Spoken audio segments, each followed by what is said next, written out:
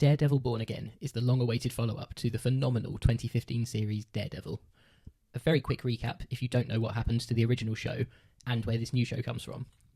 Between 2015 and 2018, Marvel Television made 3 seasons of Daredevil, as well as shows focusing on the Punisher, Jessica Jones, Luke Cage, Iron Fist, and a crossover series called The Defenders, featuring most of the characters from the other shows. All of these characters and their respective series were licensed to, co-created with, and streamed by Netflix.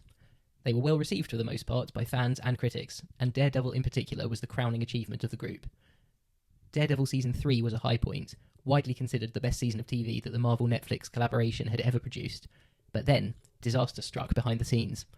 Accounts of exactly what happened vary, but, in a nutshell, it seems that Disney was gearing up for the launch of Disney Plus, and decided they didn't want to keep producing shows for a rival streaming service, so they abruptly cancelled all of their Netflix shows to huge fan disappointment. Disney had to wait several years for their license agreement with Netflix to expire before they could retake full possession of the characters and move the shows over to Disney+.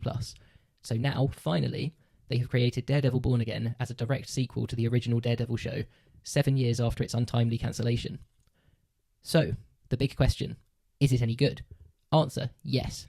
But it still has some work to do to reach its full potential, as, in this viewer's opinion, it hasn't yet reached the heights of the original show.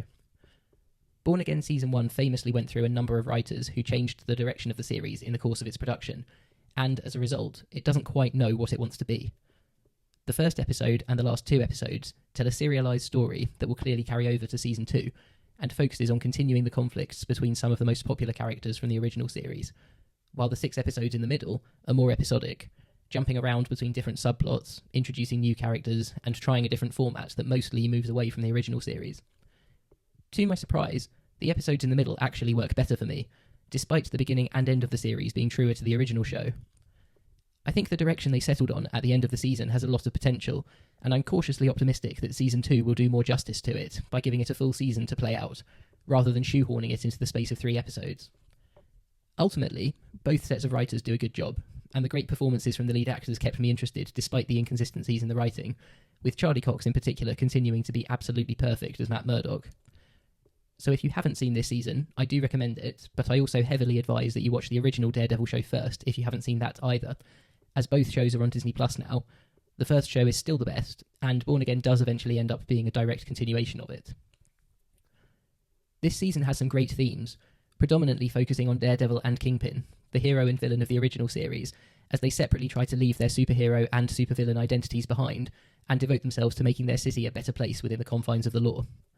As an attorney, Matt Murdock struggles against the temptation to revive his Daredevil persona as he witnesses the failures of the justice system, while Wilson Fisk struggles as New York's new mayor against the temptation to become the kingpin of crime once again, as he comes up against barriers from the law, due process, and his staff that hold him back from realising his vision for the city. The philosophy at play here is interesting, as the leads grapple with the question, if a good man does something bad, is he still a good man? And if a bad man can do something good, will he still be a bad man?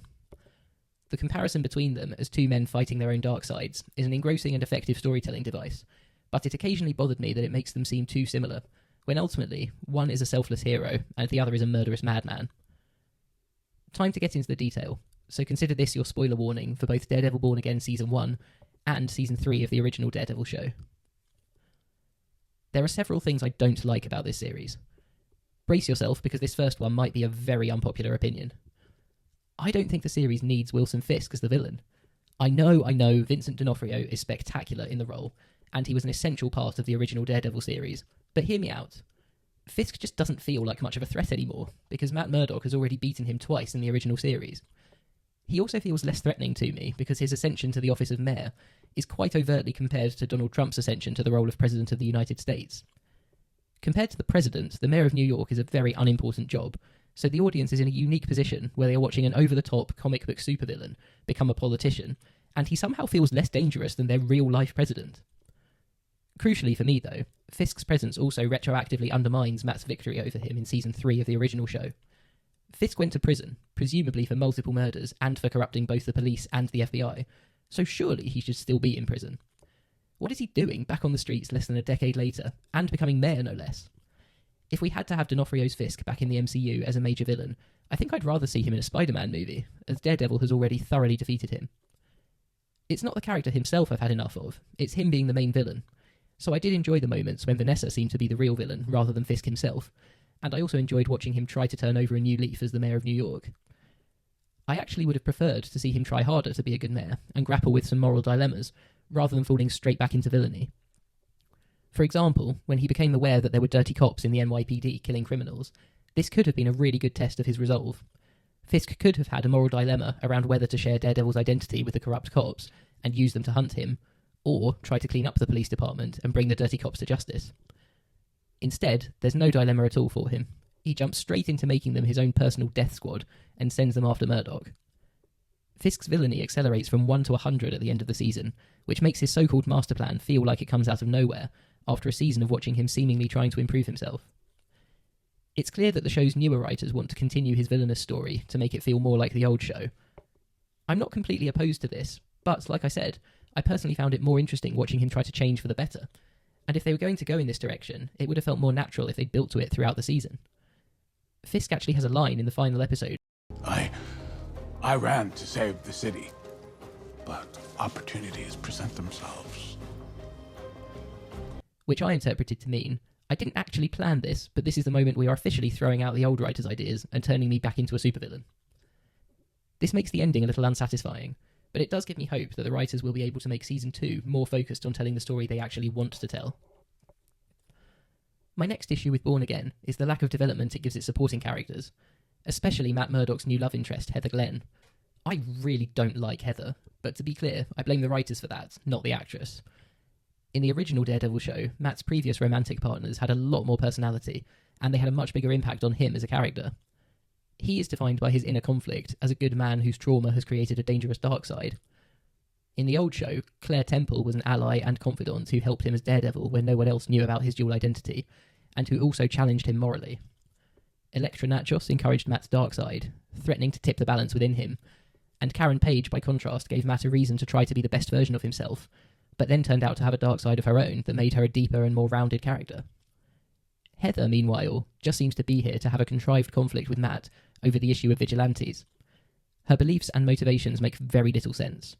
She inexplicably sees Muse and Daredevil as the same just because they both wear masks, despite the incredibly obvious fact that Muse was a serial killer trying to murder her, and Daredevil was fighting to save her life. She also seems to trust Wilson Fisk for no discernible reason, even despite the fact that she realises how dangerous he is during a therapy session with him very early in the season, and even thinks that he might be abusing his wife. Heather is not the only character whose motivations are underdeveloped or unjustified, but she is particularly poorly served on this front. Other characters with dubious motivations are the corrupt cops. Why would cops who model themselves on the Punisher and murder criminals be willing to work for a known criminal like Fisk? And even if they do decide to work for Fisk, why don't they question it when Fisk sends them to assassinate Matt Murdock, a man who just saved Fisk's life in front of them? Even Bullseye, played brilliantly by Wilson Bethel, has questionable motivations. We learn at the end of the season that Vanessa had him released from an institution so that he could kill Foggy and his client for her. But why would Bullseye work for Vanessa? Not only did her husband destroy his life, but by committing a double murder for her, Bullseye will also end up with another murder charge to his name and likely get sent straight back to prison. If he was going to risk getting sent back to prison anyway, why wouldn't he just renege on his deal with Vanessa and try to kill his real enemy, Fisk, instead of Foggy, rather than waiting until the end of the season to target Fisk? Another problem this season has is lazy writing that relies on lots of coincidences to get the characters where they need to be. Fisk and Muse hire the same therapist, Heather, while Matt gets set up with her on a blind date, pun intended. Fisk recruits Heather for his staff at the end of the season, seemingly due to her sharing his disdain for vigilantes, but Matt believes the Fisks were always using Heather to get to him. This doesn't really make sense, as Fisk couldn't have known Heather would end up hating vigilantes when he hired her as his therapist. It feels like a contrived way to force the characters onto a collision course. Matt also just happens to be in the right place at the right time to end up representing Hector Ayala, and again to stop a bank robbery. Compare all of this to the original Daredevil series, in which characters ended up on a collision course with each other as a result of very deliberate and character-driven choices. For example, Matt and Foggy meet Karen because they are actively seeking people in trouble who are desperate enough to hire newly established attorneys. Karen ends up on Fisk's radar because she works for a company he secretly runs and witnesses some of his illegal activity. Matt ends up on a path to Fisk because Fisk is trying to take control of every gang in New York, while Matt is hunting them all and working his way to the top of their organisations. Meanwhile, Foggy joins the fight against Fisk because he provides legal representation to the ordinary people that Fisk is hurting, such as a woman who is being evicted from her home because Fisk wants to buy her building. It just feels so much more organic and natural than the events of Born Again. The last thing I want to complain about is the surprising lack of Daredevil this season. I think the story of Matt wrestling with whether to become Daredevil again is very well told, and it certainly feels earned when he eventually puts the suit back on. But having so little Daredevil in this season when he's already been off of our screens for 7 years, setting aside a guest appearance in She-Hulk, is frankly crazy. The show gets away with it largely because Charlie Cox's performance is so exceptional that luckily he is just as entertaining as Matt Murdock as he is as Daredevil. When Matt gets shot at the end of episode 8, I was actually worried there now wouldn't even be any Daredevil in the season finale, as I assumed he would need to recover from his injuries before putting the suit back on. Thankfully, I need not have worried, as it turns out Matt can still beat up 5 guys at once and jump off a rooftop a day after being shot in the chest. I'm aware that I'm probably moaning a lot here. I'm just holding this show to a very high standard because the original Daredevil show was as close to perfect as any I've seen, and I want this new one to live up to it. Complaints aside, there are actually a lot of things I really liked about this season too. There is some nice visual storytelling, particularly in the first episode when Matt and Fisk are on parallel paths back to darkness, and you see Fisk looking down on New York, lit with his signature white colour, while Matt is down on the streets with the people, lit with his signature Daredevil red colour. Bullseye gets a similarly striking sequence towards the end of the season when he breaks out of prison, lit with his signature purple. I also really like the sound effect of buzzing bees to convey Bullseye's madness. The show is good at showing the audience what is going on, rather than telling them with exposition-heavy dialogue, especially in that first episode. When Foggy gets shot, we know throughout the next few minutes that he's still alive but slipping away, because Matt, and by extension the audience, can hear his heartbeat. When Matt throws Bullseye off the roof, we know that Karen is afraid it's Matt who has fallen, because she is visibly afraid to turn around and look at who is on the ground behind her. Deborah Ann Woll gives a great performance here, really selling me on the fear that she may have just lost Matt and Foggy at the same time. When Fisk appears in the show for the first time, we see a couple of shots of him upside down with a light above his head, almost like a halo. This is a smart way to hint to the audience that Fisk is reinventing himself, and trying to portray himself as a man with good intentions. All of these techniques are a really immersive way of giving the audience insight into the minds of the characters. Some of the fight scenes are as good as the original series, the best one being the brutal fight when Murdock is forced to defend himself against 2 corrupt cops at the end of episode 2. This was fantastic as a way to give us some proper action in line with the original series, without having Matt get straight back in the Daredevil suit. It was much better than the excessive CGI and obscured views of the Bullseye fight in episode 1. The fights between Daredevil and Muse were very well choreographed too. I enjoyed the trial of Hector Ayala. This felt a bit different from the old series, but in a refreshing way, and it was a smart way to help restore Matt's faith in the good he can do as a vigilante, by having him defend the actions of a fellow vigilante. The trial also had some great twists and turns, particularly with Matt's star witness, and the way he changes his mind about testifying at the last minute, when he has to sit opposite the corrupt cops he is supposed to expose. This actually makes perfect sense. Of course he's scared of them. They've already tried to kill him once, and they go on to kill White Tiger. It's a really solidly written scenario. I also enjoyed the bank heist episode. I know it was overflowing with heist movie tropes, but it executed them well, and it proved to me that I'm right to think the series can absolutely work without Fisk, as he is absent from this episode, and I didn't miss him at all. Charlie Cox was on fire in this episode, as always, and Kamala Khan's dad from the Miss Marvel series complimented him surprisingly well as a guest star, given the tonal disparity between their 2 shows. I liked the returns of both Bullseye and Punisher. These 2 were both great in the original Daredevil series, and they feel like they still have stories left to explore, in contrast to Fisk, whose story was already satisfyingly closed out in the original series. They play off of Charlie Cox's Daredevil so well in the brief screen time they have together, with John Bernthal's performance being as over the top as ever, particularly the first time we see him. I hope we see them again in season 2, especially Bullseye, as the fact that he has made an enemy out of pretty much every other character in the show makes him a potential wildcard for future stories. I thought the way Matt's redemption arc concluded was clever. He falls from grace and loses the right to be Daredevil at the start of the season by trying to take an enemy's life, i.e. throwing Bullseye off a roof. Then he redeems himself and becomes worthy of being Daredevil again at the end of the season by trying to save an enemy's life, i.e. taking a bullet for Fisk. It's neat and poetic, although one very small nitpick about this. The writers had Bullseye patronisingly spell this message out to the audience in episode 8, rather than trusting the audience to put it together for themselves. That's what good men do, right? Defend their worst enemies. Not only does this underestimate the audience, but it also weirdly treats Bullseye as some kind of moral authority, which is absurd. Still, it's a good resolution to Matt's character arc this season. The opening titles and theme music are on point. They do a really good job of announcing the mission statement that this show follows in the footsteps of the old series, while also being something a bit different. I like the visual of the old show's world crumbling to dust, and Daredevil rising from the rubble to defend it once again, while a more melancholic version of the original theme plays. The performances of the lead actors are what really saves this series, though. Charlie Cox, Vincent D'Onofrio, Ayla Zura, Wilson Bethel, John Bernthal, and Deborah Ann Woll all bring their A-game, and it's clear to see how much they all still care about doing justice to these characters that they have now played for years. So what would I like to see from Born Again in Season 2? Well, above all, I want to see the writers commit to telling a story that truly works as a sequel to the original series. The most obvious way in which they can do that would be to stop writing out the characters from the original series and start bringing back more of them. That means I want to see Karen Page in every episode. Matt needs an ally, especially as he is so morally conflicted all the time. He needs someone to debate morality with him, and it needs to be someone from the original series, as his new allies in this series aren't fleshed out well enough as characters. I also think they should bring back Sister Maggie. She was introduced in Season 3 of the original show, and when we left her, she had agreed to counsel Matt whenever he needs spiritual guidance, yet we never saw her in Born Again Season 1.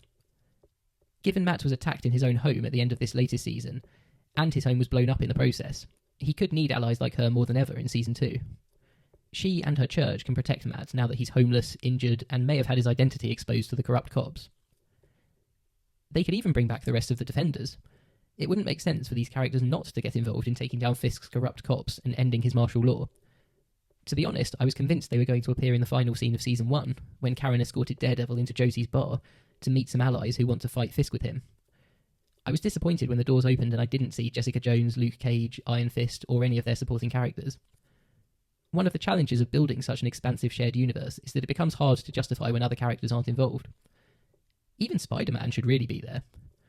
So let's do it. Bring them all back in Season 2. Anyway, a couple more predictions for Born Again Season 2. I think Fisk's little protege, Daniel Blake, and Bibi Urich are being set up for a retread of the story between Fisk and Ben Urich in Daredevil Season 1. I predict that Bibi is going to find some evidence that could help send Fisk back to prison, and Daniel Blake is going to prove his loyalty to Fisk by killing her in the same way Fisk killed her uncle. And finally, I think Fisk needs to lose decisively and permanently this next season. Everything Matt sacrifices to beat Fisk is starting to feel pointless, as Fisk just keeps coming back after each defeat. Overall, the show is not bad at all, but it just isn't as good as the original. What's frustrating is that they could have just hired the original show's creative team to make a Season 4 of Daredevil in the first place, instead of trying to reinvent the series as a different show. The final round of writers seem to have ended up at the conclusion that the show should be as close as possible to the Netflix series anyway, but by going through a process of multiple iterations first, they ended up throwing away the ending of the original series, and writing out some of the best characters from the original series, presumably because they weren't in the first version, and it was too late to add them back into every episode by the time they changed their minds. The two different versions of this show that were developed feel in conflict with each other. I'd happily watch either version, but mixing them together achieves something that's less than the sum of its parts. I really hope Season 2 knows what it wants to be and commits to it. Maybe that way they could bring back more of the old characters, rather than writing them out and replacing them with one-dimensional substitutes. After a 7-year wait, I think some fans are so happy to see Charlie Cox, Vincent D'Onofrio, Wilson Bethel, and John Bernthal giving it their all as these iconic characters once again, that they are willing to accept the dip in quality compared to the original series. If, however, you've watched the original series more recently, and then gone straight into Born Again, I suspect you'll find it a lot harder to enjoy. Fingers crossed, the next season will be an improvement.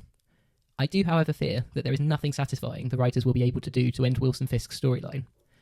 If he comes out on top, it will be quite depressing after everything Daredevil has gone through to defeat him multiple times previously.